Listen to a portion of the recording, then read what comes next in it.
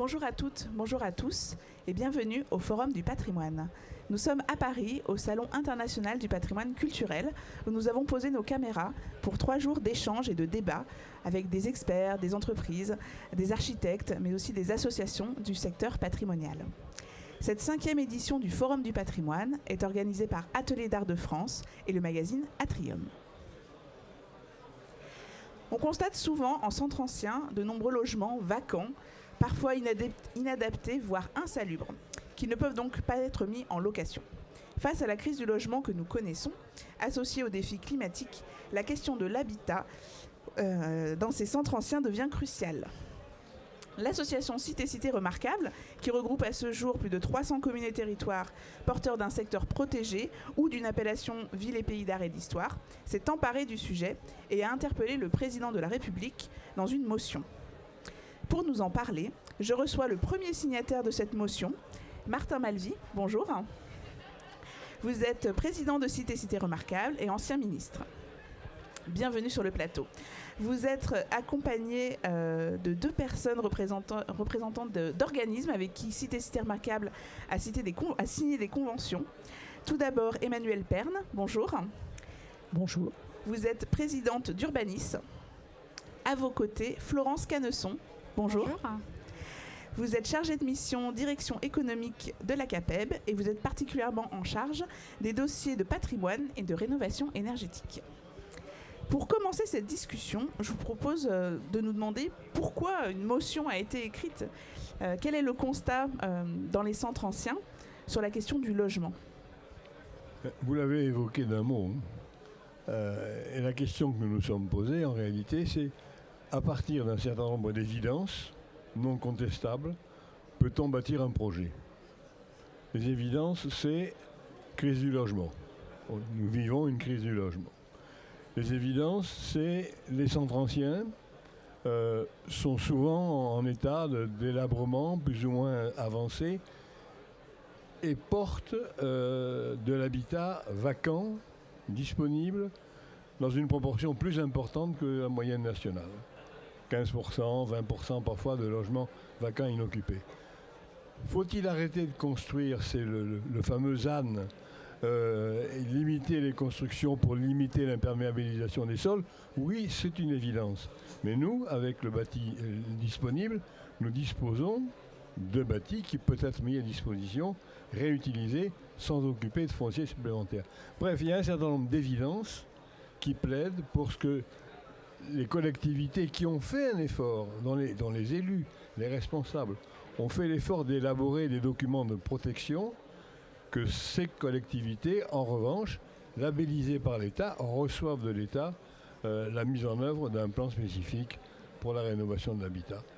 Et j'ajoute qu'on se lamente souvent sur le sort d'un certain nombre de ces villes ou de ces cœurs de ville en disant mais c'est le délabrement et il n'y a plus d'activité commerciale, tout est parti à l'extérieur. On ne ramènera d'activité à l'intérieur que si il y a eu au préalable réhabilitation, réaménagement et logement. Voilà la raison pour laquelle nous pensons, nous, qu'un plan spécifique, logement, pour ces cités-là, ces villes-là, c'est un peu plus d'un millier de collectivités en France qui ont élaboré des schémas directeurs. Pour ces villes-là, un plan spécifique s'impose. C'est important pour vous aussi de réhabiliter le patrimoine et les centres anciens ? Je souscris complètement au constat qui a été élaboré tout de suite par le président Malvy. Effectivement, il y a de gros enjeux à intervenir dans les centres anciens qui sont souvent dégradés. Et en fait, ce sont des organismes vivants, ce sont des parties de ville. Et on doit pouvoir les rendre à nouveau attractifs, vivants, désirables, dans un contexte à la fois où on veut maîtriser l'extension foncière, c'est un enjeu essentiel, dans un contexte aussi où on veut préserver du patrimoine, mais aussi dans un contexte où il est impératif de rendre l'offre en logement disponible dans ces lieux attractive et de qualité, dans des conditions qui sont souvent difficiles parce qu'on a aujourd'hui des exigences de transformation normative très fortes, je pense notamment à la rénovation énergétique, ce qui peut parfois être un obstacle dans le contexte très particulier de ces bâtis originaux. On a aujourd'hui des dispositifs qui ont été conçus beaucoup en fonction de ce que sont les bâtis d'après-guerre. Et en fait, on a un gros enjeu à adapter les modalités d'intervention sur ces bâtis pour les respecter, les rendre effectivement durables et à nouveau désirables. D'où l'idée à laquelle nous souscrivons complètement de la nécessité d'avoir une approche très spécifique de ces bâtis, mais au-delà des bâtis, des îlots et des morceaux de ville que représentent ces centres anciens pour que non seulement on ait envie d'y habiter dans des conditions confortables, mais que aussi on puisse aller à l'école, faire ses courses, se distraire, prendre l'air, le frais aussi en période de forte chaleur. Il y a un enjeu à les réintégrer dans le champ commun en fait, de la ville qui bouge et qui vit. Oui, effectivement, les maires des communes avec un patrimoine bâti ancien ont tout à gagner à rénover effectivement leurs centres anciens pour se réapproprier l'histoire locale, valoriser leur commune, devenir attirante, effectivement, afin de se prémunir contre l'étalement urbain, la pénurie de logements, en valorisant ces centres anciens. Ça va aussi permettre de faire connaître les spécificités et les savoir-faire locaux, que les artisans ont cette connaissance, puisque généralement les artisans travaillent dans un rayon de 50 km à compter donc de leur habitation ou de leur lieu d'exercice.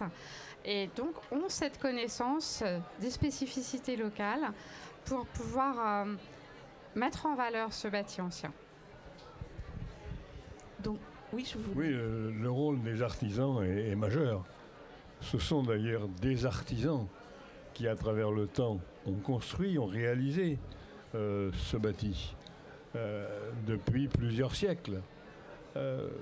Et aujourd'hui, on a besoin, avec la CAPEB, d'avoir des artisans formés à ces métiers qui, sinon, risquent de disparaître. Nous estimons à peu près entre 100 et 200 000 le nombre de logements qu'on pourrait remettre sur le marché en 10 ans. Soyons raisonnables, en 10 ans. C'est un chiffre qui est modeste, mais 100 à 200 000 logements, ça n'est pas négligeable. Et si l'on veut en même temps que rendre la cité plus désirable, plus enviable, que nos concitoyens aient envie d'y aller, il faut qu'il y ait des espaces publics de réaménager et il faut qu'il y ait du logement adapté aux exigences de notre époque.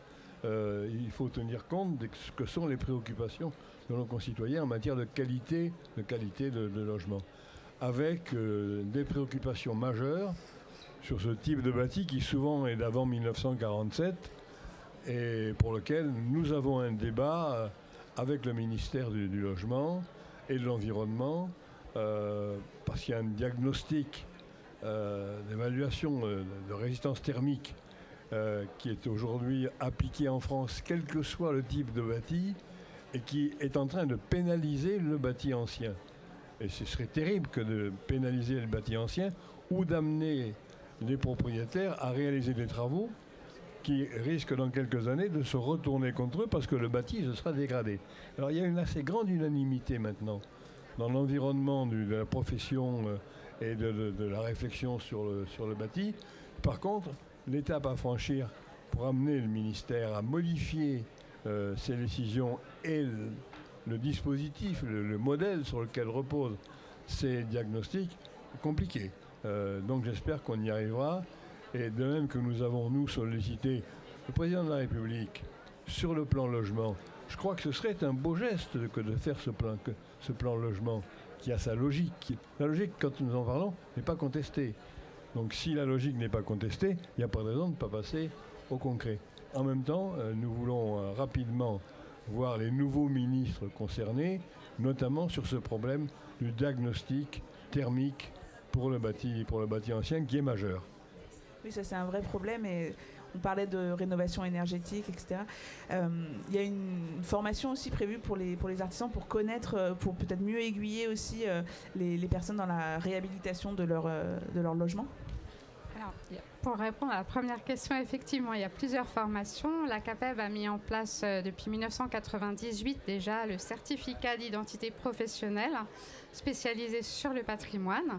Donc, c'est une formation de 2 jours à destination des artisans pour avoir une connaissance vraiment approfondie donc, du patrimoine, des spécificités, de permettre un échange entre les différents métiers, parce que les différents métiers suivent cette formation en même temps, et permettre d'identifier et de répondre aux problématiques d'un bâti. Par exemple, on va vous présenter la fissure d'un pignon.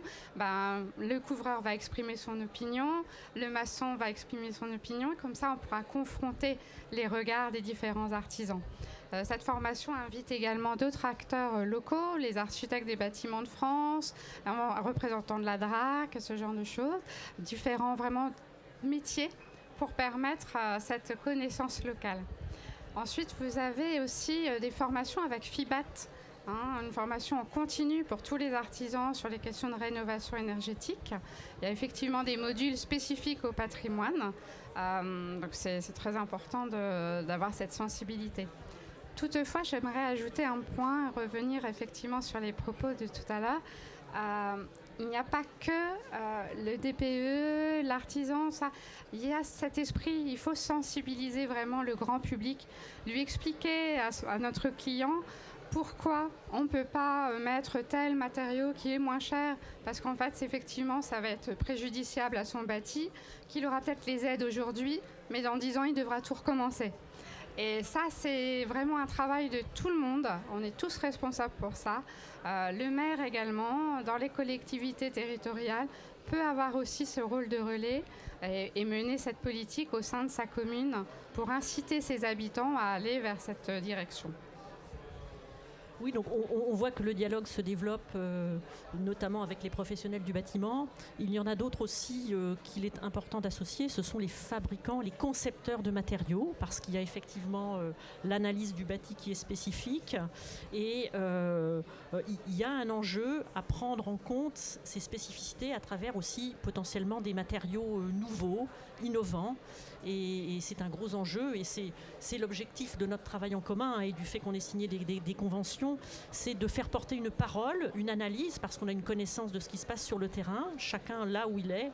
Et c'est important que le diagnostic, finalement, la remontée d'expérience qu'on fait remonter, puisse se diffuser et aider au progrès technique général pour aborder le sujet, le traiter d'une manière qui permette autant que possible de concilier, en tout cas le plus possible, la préservation du bâti, sa bonne santé, et puis une recherche raisonnable de performance accessible. Oui, les centres anciens ne sont pas faits que de bâtiments construits avant 1949. Nous parlons là des bâtiments, des constructions d'avant 1949. Mais le tiers des constructions françaises, le tiers des maisons et des immeubles en France, le tiers relève de construction d'avant 1949. C'est donc considérable. Et l'essentiel se trouve effectivement dans les centres anciens. C'est logique. Donc ce problème, notamment d'isolation, la précaution environnementale, se pose là essentiellement. Donc ce sont autant de raisons pour élaborer un plan spécifique. Le souci de l'adaptation de ce bâti aux évolutions climatiques, le souci de réactivation, de réanimation de quartiers anciens parfois dans leur totalité ou presque abandonnés ou en voie d'abandon, de rendre la ville désirable, ce qui est le projet de tous, c'est véritablement un enjeu national. Et je dirais que depuis des années, on bredouille sur cette affaire-là. On redit la même chose. Il faudrait réanimer les centres anciens, il faudrait y ramener la population. Regardez comme c'est détestable ce qui se passe. On va le faire, on va amener les commerçants. Ouais. Non, c'est pas vrai. Ça passe par l'habitat, c'est l'habitat qui est en tête, c'est l'habitat numéro 1. Donc c'est vraiment la raison pour laquelle nous allons défendre bec et ongle ce projet d'un plan spécifique pour les sites patrimoniaux remarquables. Ça fait 1 millier aujourd'hui, ça fait 1 millier de villes en France. Ça n'est pas considérable, mais c'est un millier qui compte. Oui, tout à fait. C'est vraiment un point de départ pour revitaliser, comme vous le disiez. C'est vrai qu'on entend ça depuis pas mal d'années. On a tous envie que ça arrive. Donc, c'est important de partir peut-être de l'habitat. Effectivement, c'est un très gros sujet. Est-ce que vous pouvez nous en dire un petit peu plus sur la manière dont les conventions signées entre Cité Remarquable, Urbanis et la CAPEB va se mettre en œuvre ? Comment est-ce que ça va prendre forme ? Eh bien, ça va prendre la forme. D'abord, on est là. On est là. Nous, on a signé notre convention la semaine dernière. Donc, vous voyez, on ne perd pas de temps. Donc, on s'exprime ensemble. Avec la CAPEB, il y a combien de temps ? Il y a pile un an. Voilà. Donc l'idée, c'est important d'avoir une approche transverse, c'est-à-dire d'écouter tous les corps de métier, chacun là où il est placé, où il peut contribuer à l'œuvre commune. C'est important de se parler pour renouveler le propos justement sur l'œuvre commune, et ensuite aller porter une parole commune au pouvoir public afin d'obtenir une attention, un regard sur ce sujet de l'habitat en centre ancien et dans le centre ancien, des centres anciens à caractère patrimonial. On parle d'attractivité du logement, du bâti, etc. Donc ça passe par l'amélioration du logement, mais aussi l'amélioration des accès, parfois des transformations du bâti.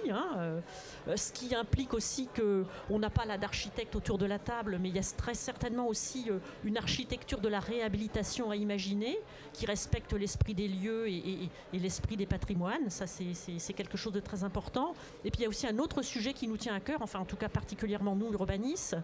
À travers le logement dégradé, inhabitable, il y a le phénomène de la vacance qu'on a évoqué, mais il y a aussi la question de l'habitat dégradé et de l'habitat indigne.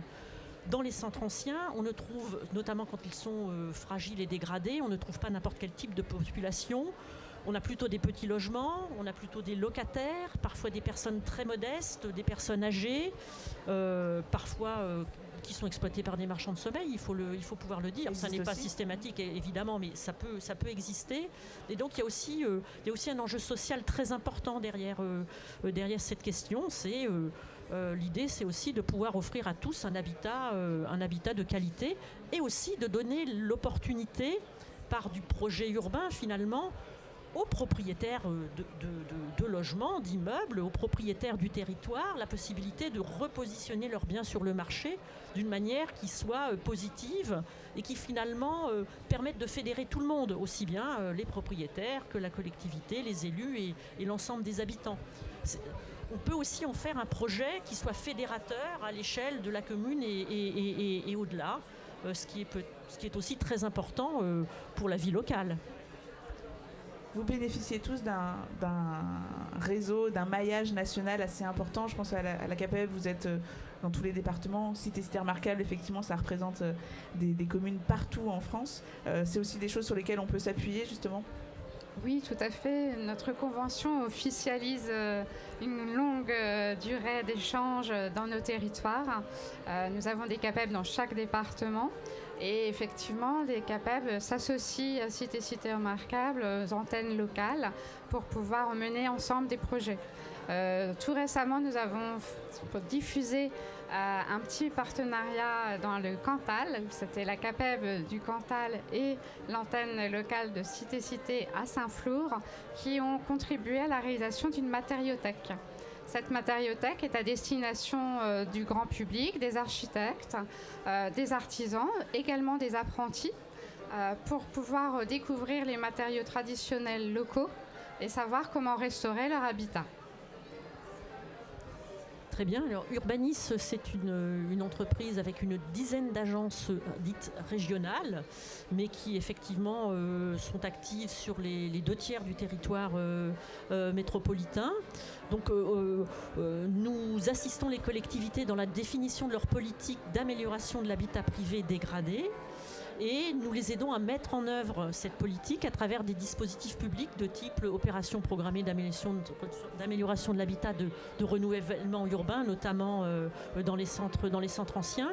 Et comme le centre ancien est quand même au cœur de notre métier historiquement, on a créé une filiale qui s'appelle Urbanis Aménagement et qui met en œuvre des projets d'aménagement à l'échelle d'immeubles que l'on recycle, d'îlots ou de plusieurs îlots, donc des opérations d'aménagement qui permettent d'améliorer, restructurer, revaloriser des bâtis anciens dans le cadre de ces projets de revitalisation de nos centres anciens. J'ajouterais que pour nous, qui sommes un réseau, comme tout à l'heure je vous l'ai expliqué, de 300 villes et communautés, donc un réseau d'élus, avec comme mission la promotion des sites particuliers, villes et pays d'arrêt d'histoire, notamment sites patrimoniaux remarquables, dotés d'outils de protection. Il est tout à fait majeur d'avoir avec des professionnels des relations particulières. Nous avons des relations normales avec le ministère de la Culture, avec le ministère des Affaires étrangères, avec un certain nombre de grandes institutions, mais il est tout à fait naturel et nécessaire que nous puissions nous appuyer sur l'expertise d'abord d'un certain nombre de sachants et d'organismes qui sont dédiés à la formation, à la défense de l'artisanat, à l'urbanisme. Il faut que notre association soit dans la vie civile. Il faut qu'elle soit qu'elle soit inhibée. Et c'est la raison pour laquelle nous cherchons à développer des conventions de ce type, qui fortifient l'association et sont aussi une garantie pour les élus d'un savoir-faire de la part de l'association elle-même. Maintenant que cette motion est déposée auprès du président de la République, quelles sont les attentes que vous avez justement d'un retour ? Mais on attendait qu'il y ait un nouveau gouvernement, pour tout vous dire, puisqu'on avait déposé avant que le précédent disparaisse, ce qui pour nous aussi a provoqué une coupure. Donc nous espérons pouvoir nous en entretenir avec les ministres compétents dans les semaines qui viennent. Nous relancerons l'Élysée, puisque la réponse était une proposition d'entretien avec 2 collaborateurs du président, qui sont des collaborateurs essentiels à notre avis d'ailleurs. Donc on va donner suite. Non, on ne va pas lâcher. Nous estimons que c'est un bon projet. Personne ne nous a jusqu'à maintenant dit « mais non, c'est un projet irréaliste ». Il faut que ce projet permette également de mettre en place de nouvelles méthodes, de simplifier l'administration de la rénovation. C'est trop compliqué parfois. Il faut qu'on puisse y intéresser un certain nombre de groupes privés en appui aux collectivités locales. C'est un travail il faut défricher maintenant le pré-projet qui a été élaboré par Cité, mais nous y tenons et je crois que c'est un projet qui a un véritable intérêt national et qui, je ne sais pas pourquoi d'ailleurs on ne l'a pas formulé plus tôt, mais qui répond réellement à une demande. Peut-être est-ce parce que la justification environnementale d'ailleurs, à laquelle on fait allusion aujourd'hui, n'était pas développée au point où elle est développée aujourd'hui.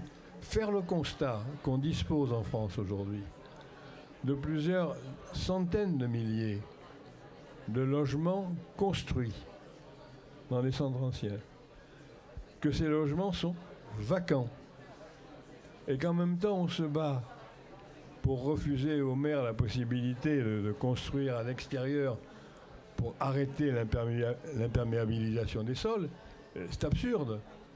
Il faut commencer par réutiliser le bâti qui existe, qui va se dégrader et dégrader en même temps l'image, l'aspect et les conditions de vie si on n'y fait rien.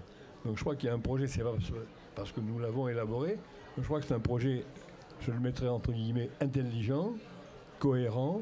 Donc j'espère que l'an prochain, quand nous nous retrouverons, nous pourrons évoquer le lancement du plan. Sinon, nous dirons pourquoi nous sommes en colère.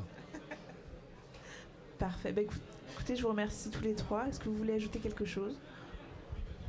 Bon, si j'ai une chose à ajouter, c'est que nous sommes prêts à répondre à toutes les sollicitations des pouvoirs publics pour faire remonter notre expérience et aider à faire avancer cette cause qui correspond totalement aux objectifs généraux que notre pays s'est donné. Voilà. Nous nous alignons également sur cette disposition par rapport aux échanges et à la construction de cette réflexion, sachant que le patrimoine a vraiment les enjeux de demain par rapport à cette existence, sa présence déjà, et ensuite les innovations, nouveaux matériaux à redécouvrir et à mettre en œuvre à bon escient. Et j'ajouterais que ça peut être, pour les pouvoirs publics, l'occasion d'une simplification des procédures, sans reculer à rien sur ce qui est la protection du patrimoine, mais d'une simplification des procédures, et notamment des procédures de rénovation de l'habitat. Donc nous comptons vraiment sur cette coopération au niveau national pour que ce plan soit mis en place. Oui, il y a un enjeu en fait à travailler en mode projet et pas en silo. Aujourd'hui, on travaille beaucoup en silo et il me semble qu'on arrivera justement à faire émerger la prise de conscience sur la question des centres anciens autour de projets établis en commun et qui donnent de la visibilité et du repère à tout le monde. Il faut générer de l'adhésion et de la collaboration et c'est à travers le projet établi en commun qu'on doit pouvoir y arriver.